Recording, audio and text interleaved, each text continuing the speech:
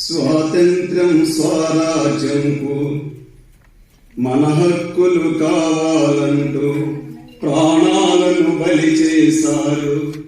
త్యాగాలు మరచి పాయర తమ్ముడా, తెగనమ్ముతున్నారు దేశం తమ్ముడా. సామ్రాజ్యవాదుల ముందు గోలాంగిరి చేసిన దొరలు దేశాన్ని నిలువున ముంచి సర్వం నాశనము చేసిరి. మారో స్వాతంత్ర్యం కోరుకు తమ్ముడా, సమరాశంకా మూదర తమ్ముడా. ఆ రకంగా రిపబ్లిక్ స్వాతంత్ర దినోత్సవం యొక్క లక్ష్యాలన్నింటినీ కూడా తిలోదకాలు ఇచ్చేసి 250 సంవత్సరాలు ఈ దేశాన్ని ఈ కాలం మీద నిలబెట్టాలని, మనమే పరిపాలించాలని, స్వాతంత్రోద్యమ లక్ష్యాలన్నీ కూడా ఈ ప్రజలకు అందాలని చెప్పి చేసినటువంటి త్యాగాలు ఏమైపోయినటువంటి పద్ధతిలో మనలాంటి వాళ్ళం ఆందోళన చెందాల్సినటువంటి పరిస్థితికి ఈ కేంద్ర పాలకులు, రాష్ట్ర పాలకులు, పార్లమెంటరీ ఎన్నికల పార్టీలు దిగజార్చినటువంటి పరిస్థితి నేడు మన కళ్ళ ముందు. అయితే పాలకులు అనుసరిస్తున్నటువంటి ఈ విధానాలకు వ్యతిరేకంగా కూడా ఇంచుమించుగా 1980 నుంచి 40 ఏళ్ల కాలంలో ఉద్యోగులు, ఉపాధ్యాయులు, కార్మికులు, అసంఘటిత రంగానికి చెందినటువంటి వాళ్ళు, వీరోచితమైన రైతులు, వీరోచితమైనటువంటి పోరాట చరిత్ర కూడా మన కళ్ళ ముందు. అలాగే అంతర్జాతీయంగా కూడా వస్తున్నటువంటి మార్పులు కూడా కొన్ని ఆశాజనకమైనటువంటి ఉన్నాయి. ఏరో వసంతం కావచ్చు, వాల్ స్ట్రీట్ ఉద్యమం కావచ్చు, లేకుంటే ఈరోజు చిలీలో ఇతరేతర కొన్ని లాటిన్ అమెరికా దేశాల్లో వస్తున్నటువంటి పరిణామాలు కావచ్చు. రష్యాలో ఇటీవల సర్వే చేస్తే నాటి సోవియట్ల పాలన, నాటి బోల్షివిక్కుల పాలన అత్యంత ప్రజానుకూలమైనటువంటిది సర్వేలో వచ్చారు. పెట్టుబడిదారీ వ్యవస్థకు కీలకమైనటువంటి అమెరికాలో యూ నవ్ అనేటువంటి ఒక సంస్థ చేసినటువంటి అధ్యయనంలో కేవలం 28-36 సంవత్సరాల మధ్యలో ఉన్నటువంటి వయస్సు కలిగినటువంటి వాళ్ళు చేసినటువంటి సర్వేలో సామ్యవాదాన్ని మేము కోరుకుంటున్నాం అని ఆ దేశంలో వచ్చినటువంటి సర్వే కాలం. ఈ రకంగా చూసుకున్నట్లయితే అంటే ప్రపంచీకరణ భావజాలం, పశ్చిమ దేశాల భావజాలం ఎంత ప్రభావితంగా ఆ గాలిని వీచినప్పటికీ కూడా ఖండాన ఈ ప్రపంచీకరణ, సరళీకరణ, ప్రైవేటీకరణ విధానాలని అనుభవిస్తున్నటువంటి ప్రజలు దానికి తిప్పికొట్టేటువంటి వీరోచితమైనటువంటి పోరాటాలు కూడా జరుగుతున్నాయనేటువంటి విషయాన్ని ఇదొక పాజిటివ్ అంశంగా కూడా మనలాంటి వాళ్ళని చూడాల్సినటువంటి అవసరం. అలాగే ఇప్పుడు ఈ కాలంలో మనం ఏ సభలు జరుపుకుంటున్నప్పటికీ కూడా గమనించాల్సింది, గొప్పగా చెప్పాల్సింది, స్వాగతించాల్సింది భారతదేశ రైతాంగ ఉద్యమం.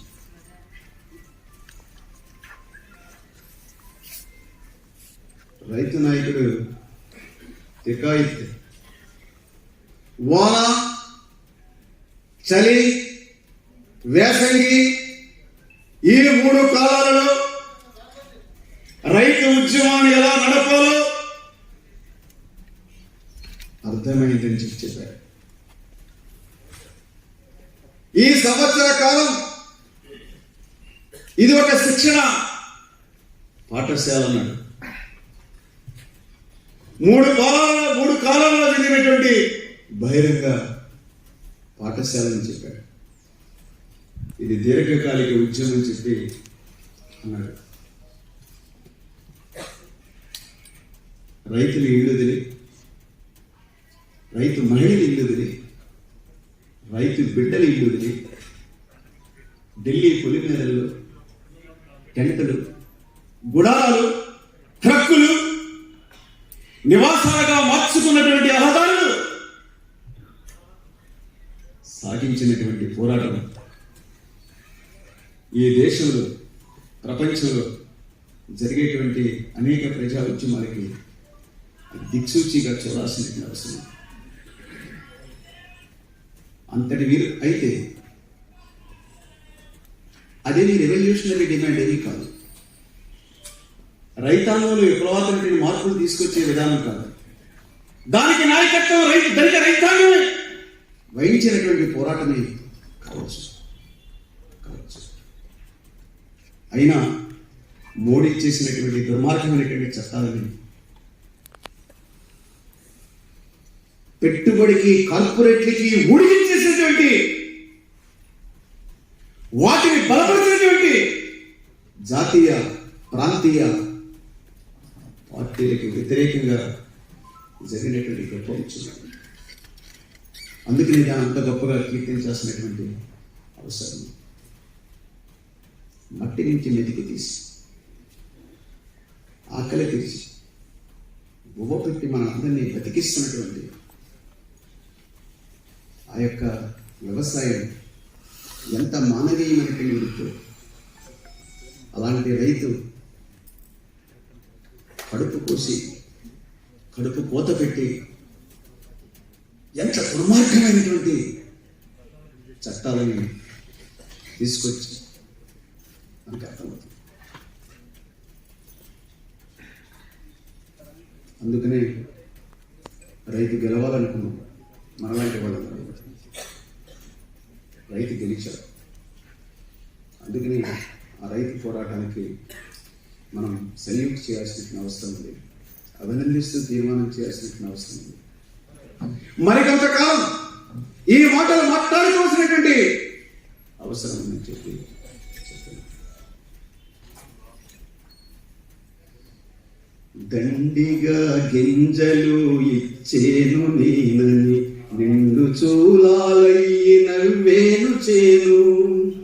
దండిగా గింజలు ఇచ్చేను నేనని, నిండు చూలాలయ్యి నవ్వేను చేను. కొడవలి పదునెక్కి కోతలే కోసి, రాజనాలు తీసి రాసులే పోసి, రాజనాలు తీసి రాసులే పోసి, ఉయ్యాల పాటల్లో ఊహల్లో తేలగా, ఉప్పొంగి నీ మనసులు పెమ్మలాడగా. ఏ రైతు చెమటతో ఈ నేల తడిచెను, ఏ రైతు ఊపిరి ఈ పైరు పీల్చెనో. ఏ రైతు చెమటతో ఈ నేల తడిచెను, ఏ రైతు ఊపిరి ఈ పైరు పీల్చెనో. ఏ రైతు జీవముతో ఈ చేను ఎదిగెను, ఏ రైతు జీవముతో ఈ చేను ఎదిగెను. ఏ రైతు నెత్తుటితో ఈ పంట పండెను. రైతు శ్రమ ఎరుగని రాజ్యమే లేదురా, రైతు శ్రమ ఎరుగని రాజ్యమే లేదురా. రక్తాన్ని చిందించు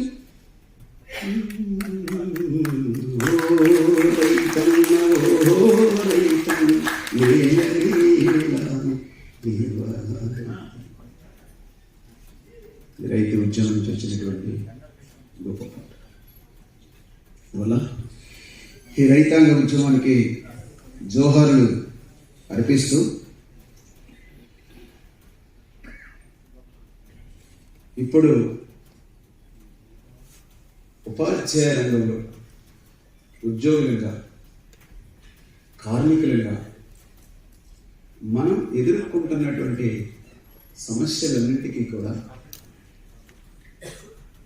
కారణాలు ఏమిటి, తెరవెనుక భాగవతం ఏమిటి?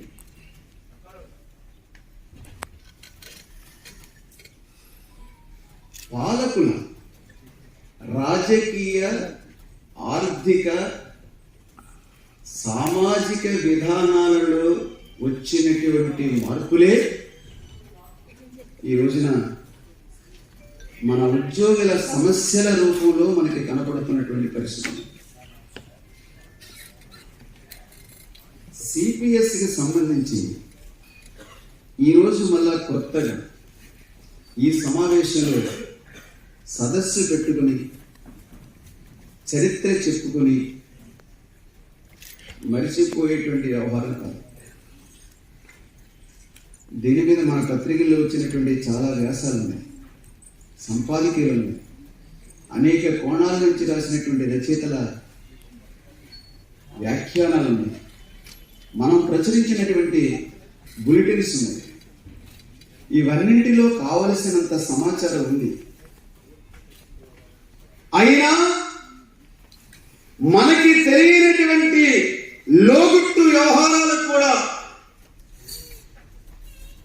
ఈ నూతన పెన్షన్ స్కీమ్లో ఉన్నాయనేటువంటిది అర్థం చేసుకోవాలి.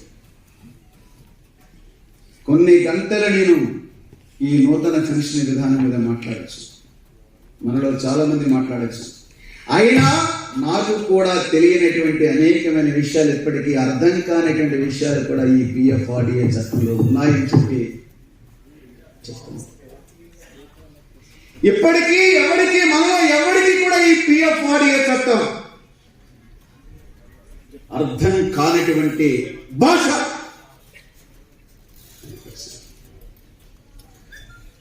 ఏముందో, ఏ కండిషన్స్ ఉన్నాయి,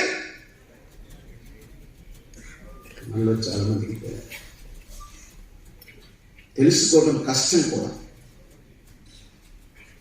ఆ మాటకు వస్తే పార్లమెంటులో ప్రవేశపెట్టేటువంటి బిల్లులు పార్లమెంటు సభ్యులు ఎవ్వరికీ తెలియదు. ఈ శాసనసభలో పెట్టేటువంటి బిల్లులు శాసనసభ్యులకు ఎవరికీ తెలియదు. ఒకే అర్థం చేసుకుందామని ప్రయత్నించిన ఆ భాష మనకేమీ అర్థం కాదు. ఏదో బిల్లు లక్ష్యం చివరి చదివితేనే 2 ముక్కలేమో అర్థం కావచ్చు. నేను శాసన మండలికి వెళ్ళిన నాకు అవకాశం ఇచ్చిన తొలి మాటల్లో నేను మాట్లాడింది ఏమిటంటే, అరే ఈ బిల్లులో వ్రాయబడిన భాష రాతల్లో లేదు, మాటల్లో లేదు. ఈ భాష ఎక్కడిది? ఎన్నేళ్ల నుంచి ఈ భాష పడికట్టు పదజాలం కొనసాగుతున్నది? రాసే భాషలో, మాట్లాడే భాషలో ఈ బిల్లులు ప్రవేశపెట్టండి అని అన్నా. ఇప్పటి మాజీ మంత్రి మాణిక్య వరప్రసాద్, అవునయ్యి నువ్వు చెప్పింది చాలా కరెక్ట్, మనలో ఎవరికి కూడా ఈ భాష అర్థం కాదని చెప్పారు. అక్కడ కూడా అంతే, పార్లమెంట్ కూడా అంతే. అందువల్ల ఈ బిల్లుని ఆమోదించిన పార్లమెంటు సభ్యులు అందరూ కూడా తెలిసి ఆమోదించారా, తెలియక ఆమోదించారా? పెద్ద ప్రజాస్వామ్యం, పెద్ద ప్రజాస్వామ్య దేశం, పెద్ద రాజ్యాంగం. ఈ పార్లమెంటు శాసనసభలో ఏ బిల్లు మీదైనా ప్రజాస్వామికమైన చర్చ నడుస్తున్నదా? చర్చ నడిపి ఆమోదిస్తున్నారా? మెజారిటీ మైనారిటీ ఒపీనియన్స్ తీసుకుని ఆమోదిస్తున్నారా? వీళ్ళు విధానపరంగా ఆమోదిస్తున్నారా? మంద బలంతో ఆమోదిస్తున్నారా? ఇది పార్లమెంట్. సుందరయ్య టైంలో, నాగిరెడ్డి టైంలో ఈ పార్లమెంట్ ఎట్లా నడిచింది అనే దానికి అప్పుడు ఏమైనా కొన్ని, నెహ్రూ టైంలో కొన్ని ప్రజాస్వామిక సంప్రదాయాలు ఉండొచ్చు. కానీ రాను రానిది బాతాకాని క్లబ్ నుంచి బూత్ కాని గడ్డకి పార్లమెంటు శాసనసభలు దిగజారిపోయినటువంటి పరిస్థితి ఉన్నదని చెప్పి నేను అంటున్నాను. మనలో కొన్ని సంఘాలు సిపిఎస్ అని అంటే సిపిఎస్ రద్దు చేయండి అని అంటారు అన్నమాట. సిపిఎస్ అని అంటే ఇది రాష్ట్రాల సొంత వ్యవహారం, రాష్ట్ర ప్రభుత్వం నిర్ణయం తీసుకోవాలి అని అంటారు. అంటే వీళ్ళు అమాయకంగానే ఈ మాట మాట్లాడుతున్నారా, దీని లోతుపాతులు అర్థమై మాట్లాడుతున్నారు అనేటువంటిది తెలియదు. అందువల్ల సమస్య అర్థం కావాలనంటే దీని చరిత్ర మూలాల్లోకి వెళ్ళాలి. పాలకులు ఎందుకు దీన్ని తీసుకొచ్చారనేటువంటిది అర్థం కావాలి. పెన్షన్ చరిత్రని చూసుకుంటే 160 ఏళ్ల చరిత్ర. ఈ దేశంలో ప్రథమ స్వాతంత్ర పోరాటం 1857 నాడు బ్రిటిష్ విజయంలో సైనికులకి ఒక పెన్షన్ బెనిఫిట్ ఉండాలనేటువంటి ఆందోళన వచ్చింది. ఆ రకంగా బ్రిటిష్ ఇండియానే ఉద్యోగులకి ఒక పెన్షన్ మీద సానుకూలంగా స్పందించినటువంటి పరిస్థితి ఉంది. ఆ రకంగా 1885 మన కాంగ్రెస్ ఏర్పడినటువంటి సంవత్సరంలోనే ఒక బెనిఫిట్ పెన్షన్ బెనిఫిట్ పథకాన్ని బ్రిటిష్ ప్రభుత్వం ప్రకటించింది. ఆ తర్వాత వచ్చినటువంటి 1919 చట్టం కావచ్చు, 1935 చట్టం కావచ్చు, ఇలాంటి చట్టాలన్నింటిలో కూడా ఈ పెన్షన్ విధానాన్ని మెరుగులు దిద్దుకుంటూ ఆ రకంగా అమలులోకి వచ్చింది. ఈ నేపథ్యంలో మొట్టమొదటి 1971లో పెన్షన్ చట్టం రూపొందించారు. 1971లోనే. సార్ ఒక్క నిమిషం, ఈరోజు మన రాష్ట్ర సదస్సుకి చేసినటువంటి రెడ్డి వెంకట్రావు గారు, chairman central government employees cooperative committee నాయకులు, వారిని కూడా వేదిక మీదకి మనందరి కర్తవ్య గౌరవంతో వారిని ఆహ్వానిస్తాం. మన చేతులు మనం తప్పదు. సర్వీస్ లో ఉన్నటువంటి ఉద్యోగులకి ఇచ్చేటువంటి కరువు బత్యాన్ని పెన్షనర్లకు కూడా వర్తింపజేశారు. ఇప్పుడు 1945లో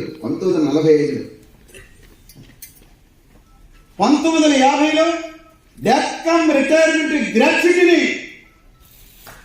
అమల్లోకి తీసుకురావాలి. 1/1/64 నుండి కుటుంబ పెన్షన్ కూడా ఆ రకంగా అమల్లోకి తీసుకొచ్చారు. ఈ రకంగా చూసుకున్నట్లయితే ఆ తరువాత మనం మన రాష్ట్రంలో కావచ్చు, దేశంలో కావచ్చు, అనేకమైనటువంటి ఈ పెన్షనరీ బెనిఫిట్స్ చట్టాలని మరింత మనం ముందుకు తీసుకెళ్ళాం. అరే దేని మీద అనేకమైనటువంటి కోర్టు జడ్జిమెంట్లు ఉన్నాయి, సుప్రీంకోర్టు జడ్జిమెంట్ ఉంది, పంజాబ్ కోర్టు జడ్జిమెంట్ ఉంది, బీహార్ కోర్టు జడ్జిమెంట్ ఉంది. రాజ్యాంగంలో ఈ యొక్క పెన్షన్కి సంబంధించినటువంటి అనేకమైనటువంటి రక్షణలు ఉన్నాయి. ఇవన్నీ అధికారులు ఇచ్చారు. అనేక విషయం చెప్పొచ్చు, నేను అంత వివరాల్లోకి నేను పోవడం. ముఖ్యంగా మనమందరం కోర్టు చేసేది 1982లో కానీ ఇందిరాజీ రాజభరణాలు రద్దు చేసినప్పుడు కానీ సుప్రీంకోర్టు ఇచ్చినటువంటి పెన్షన్ మీద సుప్రీంకోర్టు ఇచ్చినటువంటి నిర్వచనం చాలా గొప్ప నిర్వచనం. అది పాలకుల దయాధర్మం కాదు, పాలకుల భిక్ష కాదని ఉద్యోగి ఒక్కని చెప్పింది. జీవితకాలం చేసినటువంటి సర్వీస్కి ఇచ్చేటువంటి పరిహారం ఉంది. అది ఎక్స్గ్రేషియో కాదు, అది నష్టపరిహారం కాదు అని చెప్పి స్పష్టం చేసింది. అది ఒక రాజ్యాంగ బాధ్యత అని చెప్పింది. అది ఒక సామాజిక భద్రత.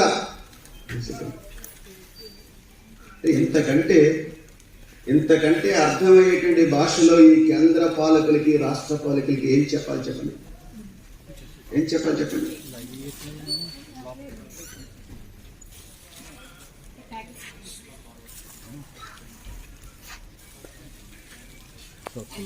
ఇప్పుడు మనందరికీ రావాల్సినటువంటిది ఏంటంటే, అరే పాలకులు రాజ్యాంగాన్ని అమలు చేస్తున్నారా? న్యాయ వ్యవస్థ సుప్రీంకోర్టు ఇచ్చినటువంటి తీర్పులను అమలు చేస్తున్నారా? వాళ్ళకి రాజ్యాంగం ఉపయోగపడతారు, సుప్రీంకోర్టు తీర్పులు ఉపయోగపడతారు. ఈ పార్టీ యొక్క, ఈ కార్పొరేట్ యొక్క, ఈ పెట్టుబడిదారుల రాజ్యాంగాన్ని అమలు చేస్తున్నారు. 1971 పెన్షన్ చట్టం ఏం చెప్తుందంటే, పెన్షన్ ఏ కోర్టు కూడా జప్తు చేయడానికి వీల్లేదని చెప్పింది. కోర్టు జప్తు చేయడానికి వీల్లేదని చెప్పింది. మరి ఇప్పుడు అలాగే 1952 పిఎఫ్ యాక్ట్ ద్వారా ప్రతి ఉద్యోగికి, కార్మికుడికి పిఎఫ్ ని చట్టబద్ధం చేస్తుంది. ఎప్పుడు? 1952లో. ఇప్పుడు నువ్వు ఇచ్చినటువంటి కొత్త పెన్షన్ చట్టంలో పిఎఫ్ తీసేస్తారు. ఈ చట్టానికి వ్యతిరేకం.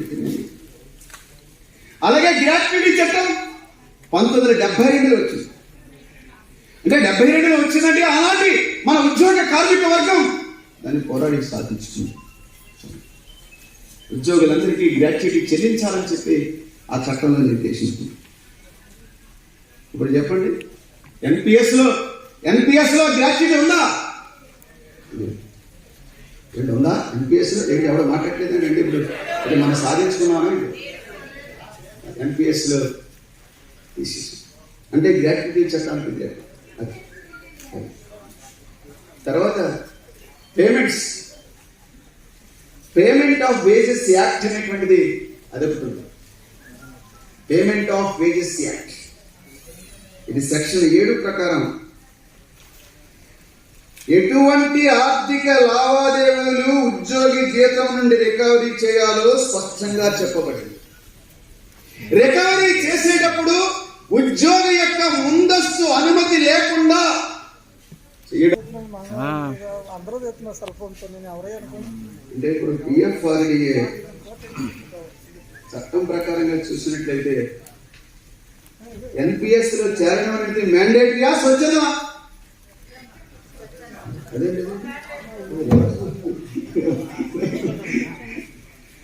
పిఎఫ్ఆర్డీఏ చట్టం ప్రకారంగా, అంటే నేను ఉద్యోగి, ప్రభుత్వాల గురించి తర్వాత చెప్తాను. ఉద్యోగి మ్యాండేటరీగా అందులోకి నెట్టబడ్డామా, స్వచ్ఛందంగా నెట్టబడ్డామా?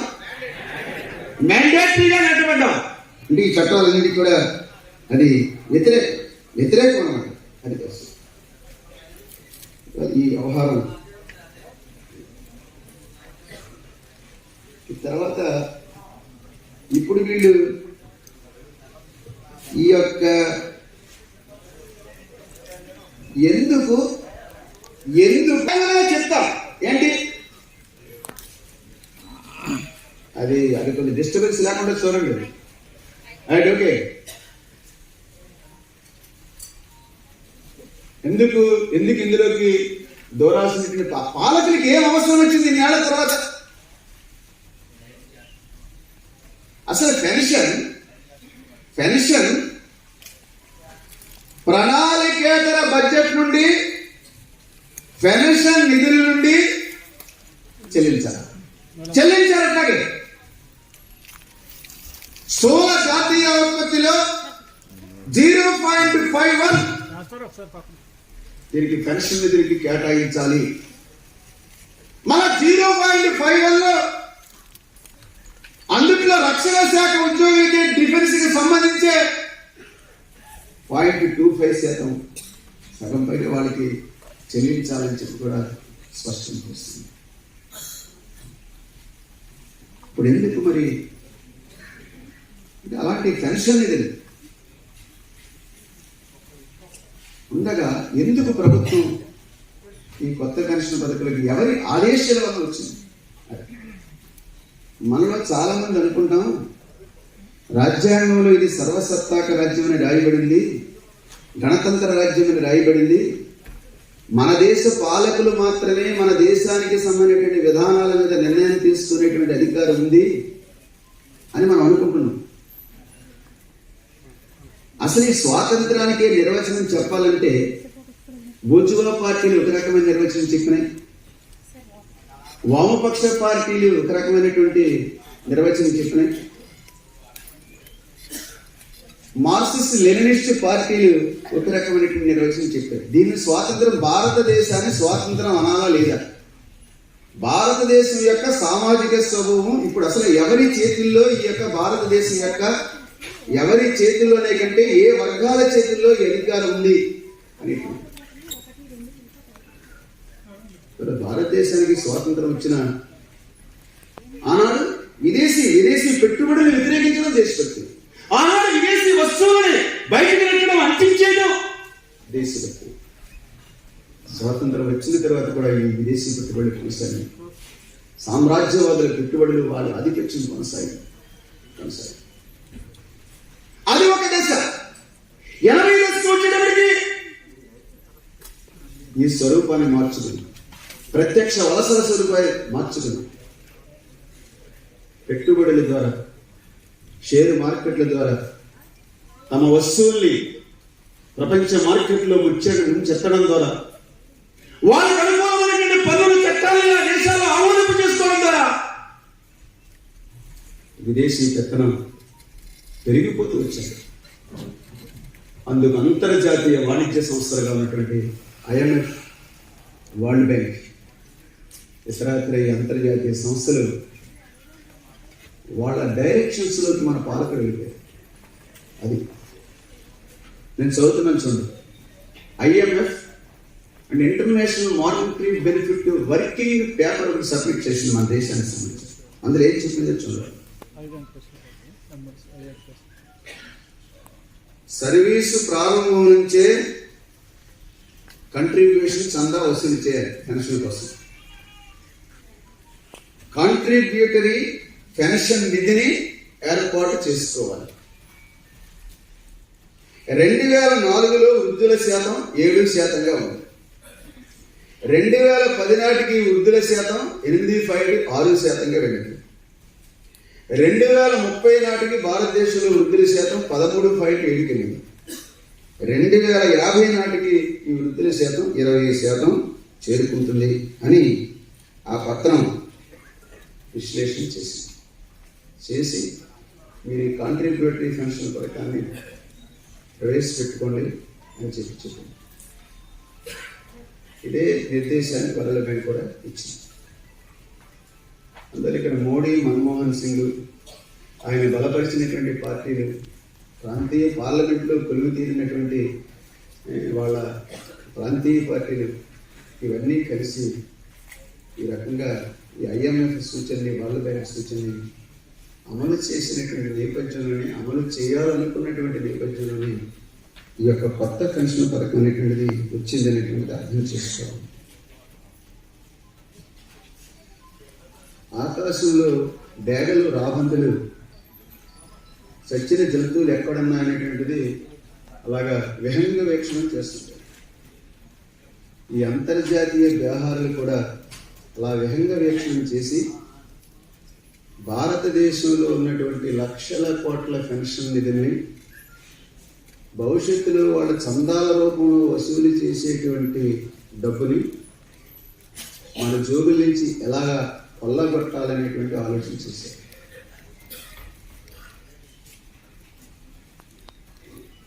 వాడికి ఉత్పత్తికి సంబంధించినటువంటి దానికి డబ్బులు కాదు, షేర్ మార్కెట్ లావాదేవీల కోసం వ్యవహారం చేయడం కోసం చెప్పి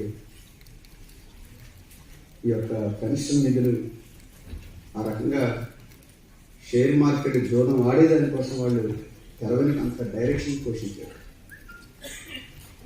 మన మాజీ రాష్ట్రపతి ప్రణబ్ కుమార్ ముఖర్జీ అమెరికా పోయి వ్యవసాయ పరిశ్రమ ఇట్లాంటి ఎట్లాగో వాటిలో ప్రైవేట్ పెట్టుబడి వ్యవహారం ఓకే, ఇంకో జీవిత బీమాలు కూడా చేస్తున్నాం, మా ఉద్యోగుల పెన్షన్లో కూడా ఈ సంవత్సరం చేస్తున్నాం అమెరికాలో చెప్పొచ్చు. వీళ్ళందరూ మన డబ్బులతో మన బడ్జెట్ డబ్బులతో ప్రయాణాలు చేస్తారు విదేశాలు. మన్మోహన్ సింగ్ అయినా, మోడీ అయినా, ప్రణబ్ ముఖర్జీ అయినా వీళ్ళందరూ కూడా ఆ దేశాలకు మీకు అనుకూలమైనటువంటి చట్టాలు చేస్తున్నామని చెప్పుకొస్తారు. అవి మనకేం అర్థం కాదు ఆ స్థాయిలో. ఇప్పుడు మనకి ఆ రకమైనటువంటి పద్ధతిలో ఈ యొక్క IMF వర్కింగ్ పేపర్కు అనుగుణంగా ఈ నిర్ణయం తీసుకున్నారనే విషయాన్ని మనం అర్థం చేసుకోవాలి. అయితే అసలు దీనికి ఎంత ప్రాసెస్ చేశారు వాళ్ళు, ఎంత ప్రాసెస్ చేశారు. ఈ ఎన్పిఎస్ని అమల్లోకి తీసుకురావడం కోసం వాళ్ళు 2003 నుంచి, ఆ మాట వస్తే 2000 నుంచి 2003 నుంచి కొద్ది యాక్షన్ తీవ్రమైంది. 2003 టు 2013 దశాబ్ద కాలంలో దీని అంతటిని కూడా పార్లమెంట్ ద్వారా చక్కబెట్టేశారు.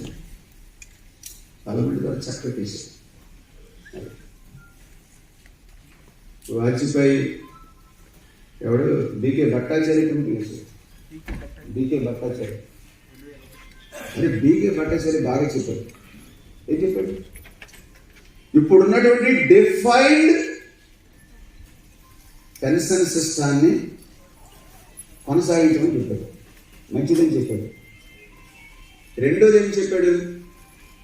డిఫైన్డ్ కంట్రిబ్యూటరీ సిస్టాన్ని ఐచ్ఛికంగా వదిలేయమని చెప్పాడు. కొనసాగించమన్న దాన్ని వదిలేసి ఐచ్ఛికంగా తీసుకోమన్న దాన్ని పట్టుకుని పాలకులు అమలు చేశారు. ఆ రకంగా 2003 నుంచి తేదీ వారీగా 2013 వరకు ఎప్పుడెప్పుడు ఏం జరిగిందో అవన్నీ ఉన్నాయి. అవన్నీ నేను చెప్పడం ఇప్పుడు ఎందుకని, నా దగ్గర రికార్డులు ఉన్నాయి, మన పుస్తకాల్లో చాలా ఉన్నాయి.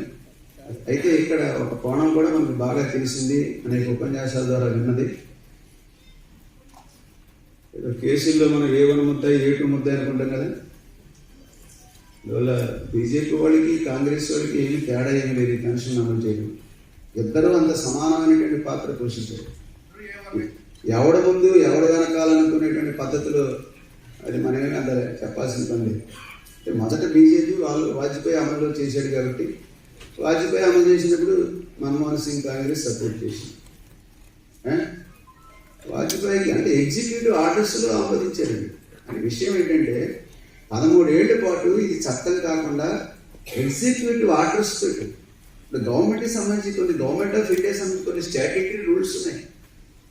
నువ్వు ఏ తేదీనైనా నువ్వు ఒక ఎగ్జిక్యూటివ్ ఆర్డర్స్ని లేకుండా ఒక చట్టాన్ని ఆమోదిస్తే చట్టానికి వెనక్కి వెళ్ళి నువ్వు వాడికి ఉద్యోగికి వర్తింపు చేయడానికి వీల్లేదు. నువ్వు పిఎఫ్ఆర్డీఏ బిల్లుని చట్టరూపమది గవర్నర్ ఆమోదంతో సెప్టెంబర్ 2011 నాడు 23 ఏదో ఉంది అదేండి, అదే సెప్టెంబర్ 18న రాష్ట్రపతి ఆమోదం తెలియజేశాడు. 2013 సెప్టెంబర్ 18న రాష్ట్రపతి ఆమోదం తెలియజేశాడు. ఇప్పుడు వెనక్కి వెళ్ళి ఎలాగ అంటే వెనక నుంచి కాకపోతే ఇప్పటి నుంచి అమలు చేయాలని మనం ఉద్దేశం కాదు. దాన్ని కూడా తీవ్రంగా వ్యతిరేకిస్తాం. అసలు మొత్తంగా ఎన్పిఎస్నే మనం వ్యతిరేకించేటువంటి వాళ్ళం. కట్ ఆఫ్ డేట్కి ముందు వెనకాల దీన్ని అమలు చేయమని చెప్పాం. కాకపోతే ఆ ముందున్న వాడికి ఈ రక్షణలైన ఉండాల్సింది కదా అనేటువంటి కోణం నుంచి మనం మాట్లాడుతున్నాం తప్ప ఎంత ప్రాసెస్లో వీళ్ళు చేశారు. లెఫ్ట్ అడ్డుకుంది. అమెరికాతో సైనిక ఒప్పందం మీద వాడు రిజైన్ చేసినప్పుడు వాడి బలం తగ్గిపోతే అప్పుడు బీజేపీతో మాట్లాడుకునే మన్మోహన్ సింగ్ ఈ చట్టాన్ని ఆమోదాన్ని ఉద్దేశించారు.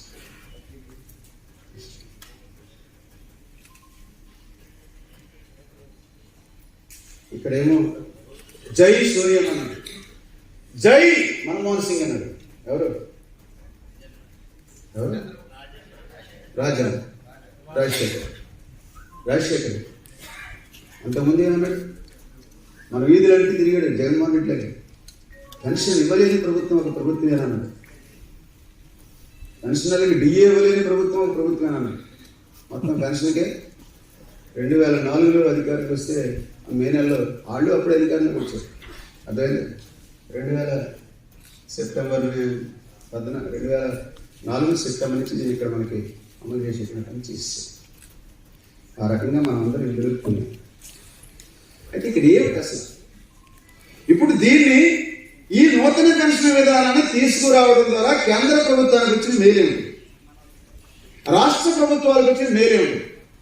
నిజంగా వీళ్ళు ఆర్థిక భారాన్ని తగ్గించుకోవడం కోసమే ఈ పని చేశారా? నేను ఎక్కడో ఏపీ సిపిఎస్సి సదస్సులో నా వీడియో ఒకటి ఉంటుంది. అందుట్లో ప్రజాశక్తి ఒక ఎడిటోరియల్ రాసింది.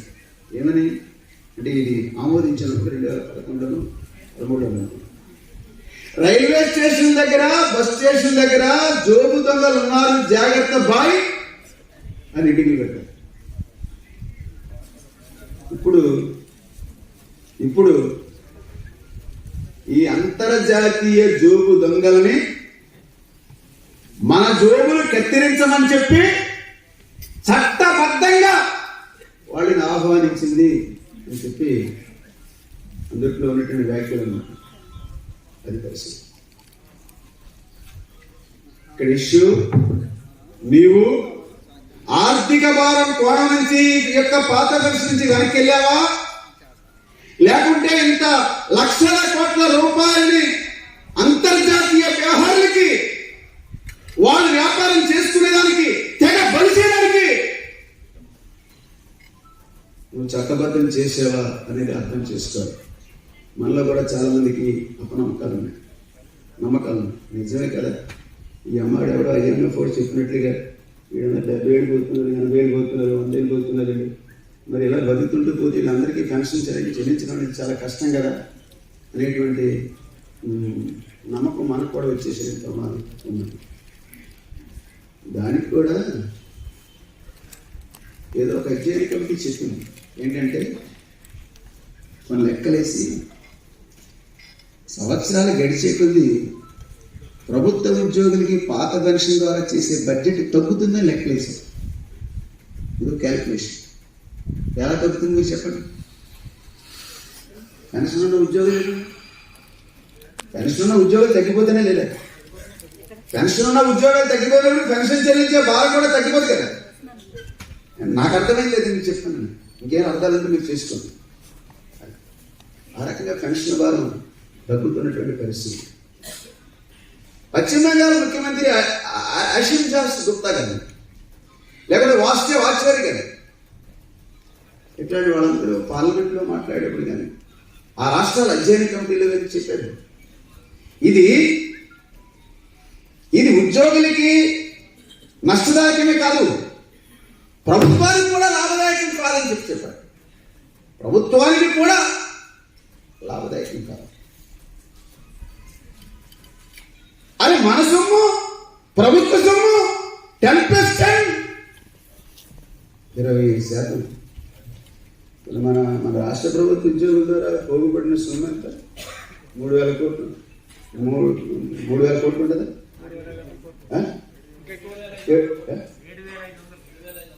7,500 కోట్లు ఇప్పుడు పోగుపడిన మన రాష్ట్రంలో.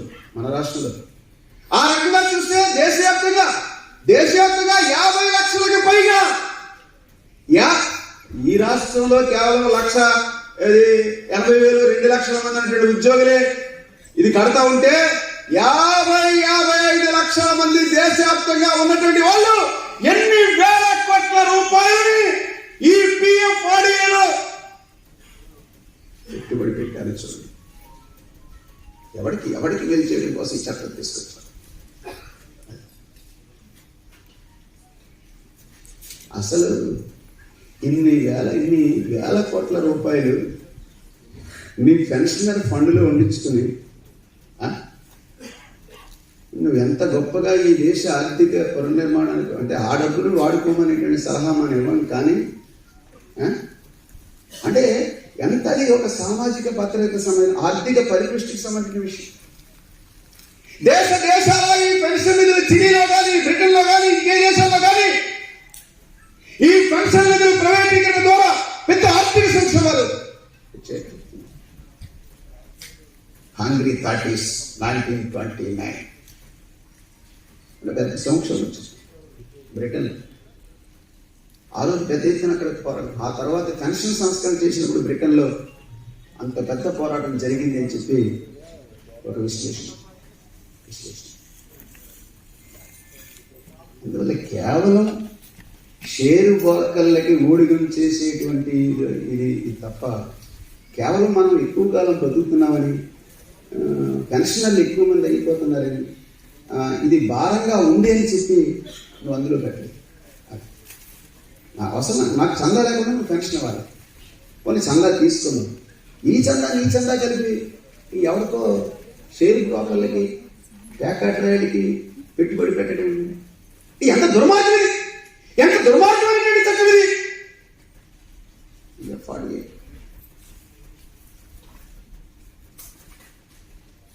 అందులో ఉన్నటువంటి లొసుకులు వ్యవహారాలన్నీ మనకు అర్థం కాకపోవచ్చు, కానీ సారాంశం మనకు అర్థమైనప్పుడు అర్థమైనటువంటి పద్ధతిలో మనం మాట్లాడేటటువంటి వ్యవహారం. అందుకోసం వీళ్ళు పెన్షన్ చట్టం చేశారు. భారం అనుకుంటే ఇంకో ప్రశ్న అడగాలి. ఈ దేశంలో ఉన్నటువంటి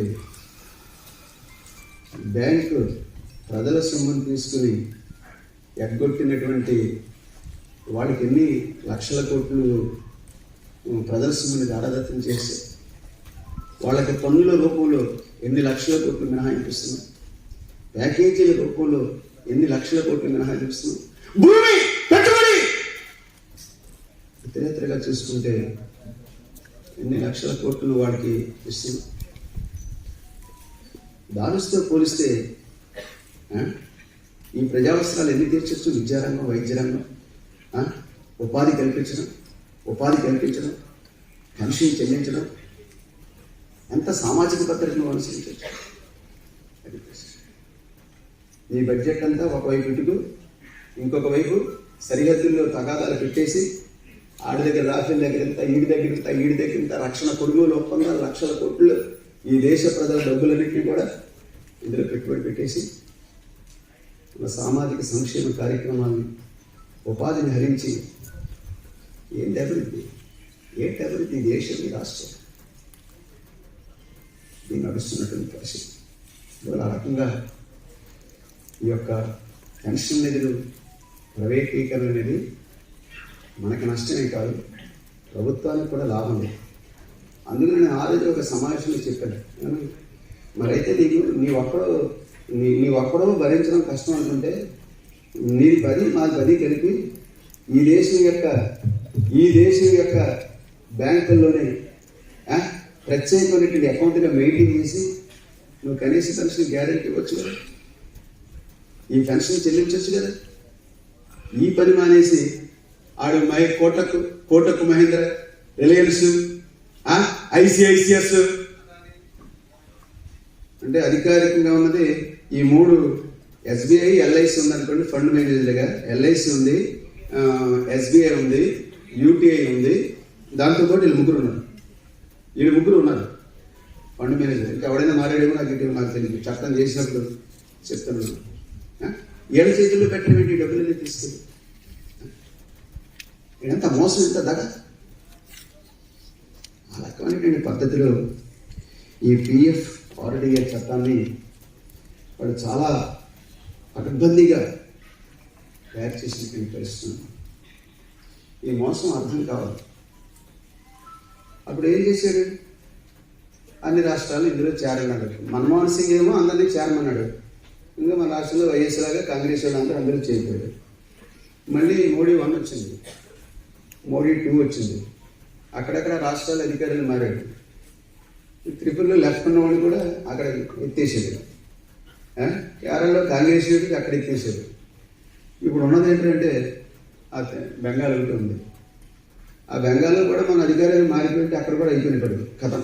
ఇంక మొత్తం దేశంలో ఎవరికి కూడా పాత పెన్షన్ లేకుండా మంగళం పాడేసే పరిస్థితికి వచ్చేసి ఆవిడ రాజకీయ అవసరాల కోసం ఆవిడ. అయితే ఒకటి మాత్రం వస్తుంది, ఈ బిల్లు ఆమోదించబడినటువంటి రోజున